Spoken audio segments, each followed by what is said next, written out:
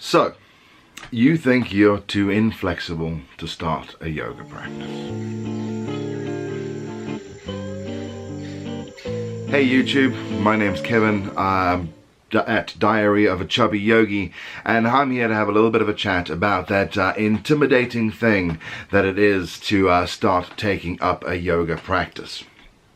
And that is, just going back, is one of the first excuses that a lot of people will give. No, I'm too inflexible. And that actually, in a way, might be a little bit true, but you're immediately starting to think about the inflexibility of your body. And more, what the problem is here is the inflexibility of your mind. You need to be in a situation where you are ready to embrace change. If you're not in a situation where you are ready to take upon that change and start making something of your body, your breath and your mind, then you're right, you're not ready to start a yoga practice. However, if it's been something that's been sitting there, sort of eking away at you, and you're ready to take on those potentially intimidating public classes, then there is something out there for you. Saying you're not flexible enough to do yoga is like saying that you're too dirty to take a bath.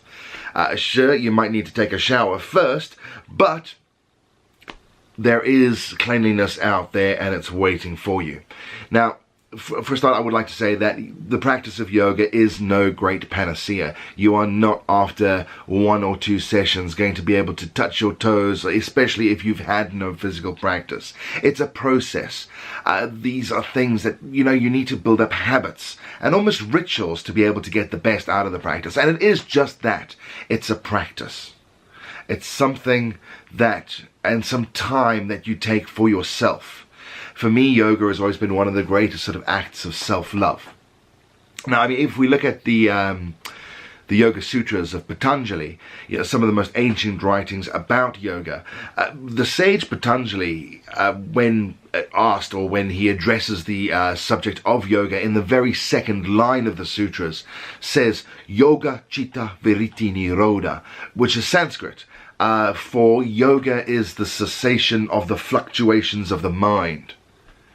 So already in the second line of the sutras, Patanjali has told us that to stop the mind from freaking out and to find almost a single point of concentration, or to lose that concentration completely, to find gaps between the thoughts, that is finding yoga. And that yoga, well, let's look at the word yoga itself. Yoga in English shares the same etymology as the word yoke. Yoke means to join, to bind. What are we trying to bind in the practice of yoga? We're trying to bind the physical body to our subtle bodies. The fleshy mass, the food mass, if you will, to the more subtle things, the breath that works through us. The thoughts, the manas, the mind, the intellect, the eye. These things that we're trying to, especially in the Western world, we do have a tendency to become so isolated and so separated. We either live very heady existences, or we live chasing our senses. And the practice of yoga is also a practice of self-knowledge. It's accepting the different parts of what make you, you. And it starts to ask those interesting questions of what actually does make you. What does a yogi look like? What does a yogi feel like? How does a yogi behave?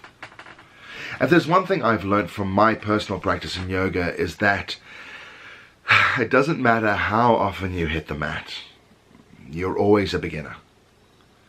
And it's that attitude, that initiation to start, that every day is a new beginning.